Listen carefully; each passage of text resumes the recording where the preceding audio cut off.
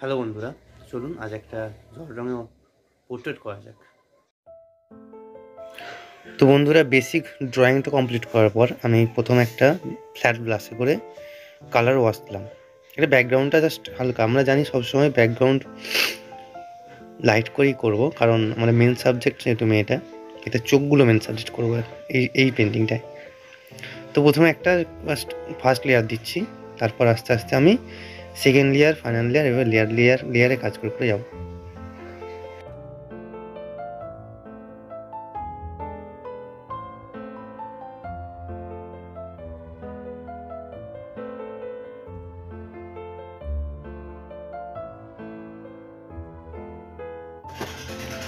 চুলের ক্ষেত্রেই হোক বা অন্যান্য ল্যান্ডস্কেপের পেন্টিংয়ের ক্ষেত্রেই সরাসরি কখনো ব্ল্যাক কালার ইউজ করবে না।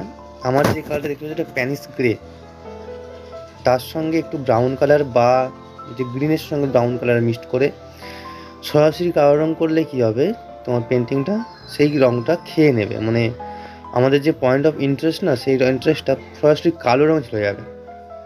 ফলে প্রথম যে সায়েন্টিফিক্যালি সেই জায়গাটা চোখে পড়বে, সবচেয়ে বেশি আকর্ষণ করবে। ফলে কালো রঙটাকে অ্যাভয়েড করে চলো।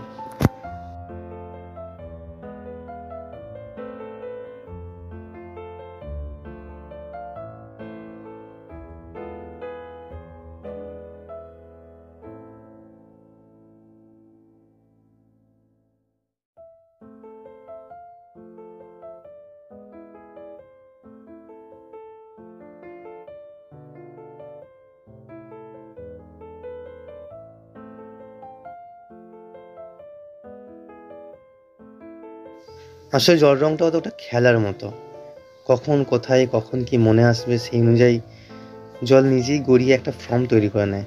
এটাই মজার জল রঙের। সো সেই গতিতে মিশে যাওয়া আর কি, মানে সেই স্রোতে ভেসে যাওয়ার মতো। তো এইভাবেই জল রঙ প্রতিদিনের অভ্যাস একটা। এখনও শিখছি, শিখে যাচ্ছি, আমৃত্যু শিখে যাব, ভালো লেগে যায়।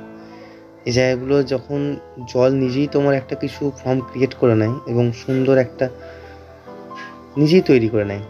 মানে পেপারে ভিজে অবস্থায় যখন জল দেওয়া হয়, জল এই কালারগুলোকে সরিয়ে নিয়ে নিজেই একটা ফর্ম তৈরি করে নেয়। এটা খুব ভালো লাগে জল রঙের ক্ষেত্রে।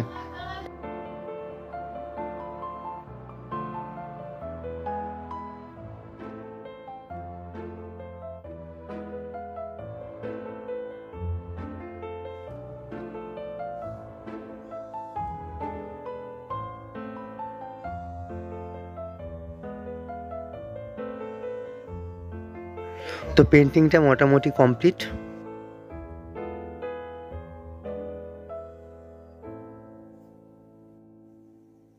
তো ভিডিওটি কেমন লাগলো অবশ্যই কমেন্ট করে জানাবেন। যদি ভালো লাগে চ্যানেলটি সাবস্ক্রাইব করে রাখবেন।